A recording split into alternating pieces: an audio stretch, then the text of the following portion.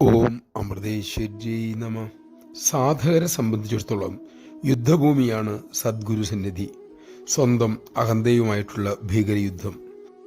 ഈ യുദ്ധത്തിലെ ജയത്തോടെയാണ് പരമാനന്ദ സ്വരൂപനായ ഭഗവാനെ ലഭിക്കുക. ആശ്രമ അന്തേവാസികളെയും അമ്മ ചെറിയ തോതിൽ ആ യുദ്ധത്തിൽ പെടുത്തുന്നുണ്ട്. പലപ്പോഴും ആ യുദ്ധത്തിൽ തോൽവി സംഭവിക്കുന്നതായി അവർക്ക് തോന്നും. അപ്പോഴൊക്കെ താങ്ങായി അമ്മ അരികിലുണ്ടാവും. ഒരിക്കലൊരു ബ്രഹ്മചാരിണി പറഞ്ഞു, എനിക്ക് വയ്യ അമ്മേ, വാസനകൾ എന്നെ വലയ്ക്കുന്നു, എനിക്ക് ഈ ജീവിതം സാധിക്കുമെന്ന് തോന്നുന്നില്ല.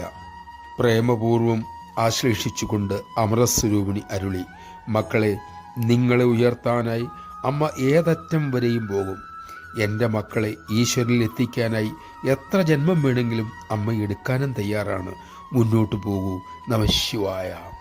എല്ലാ അവതാര പുരുഷന്മാരും ഈ വാഗ്ദാനം എല്ലാ കാലത്തും നൽകിയിട്ടുണ്ട്. അമ്മ നമ്മുടെ വീഴ്ചകളെ ഉയർച്ചകളായി മാറ്റും. അതിനായി അമ്മയെ അനുസരിക്കാൻ നമുക്ക് കഴിയട്ടെ.